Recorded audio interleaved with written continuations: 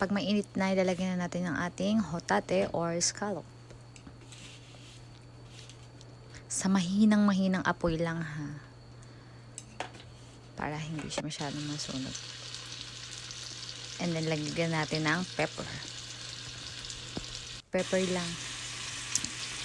Tsaka sa boiling water yan, ilagay natin ang ating spinach. And then, done!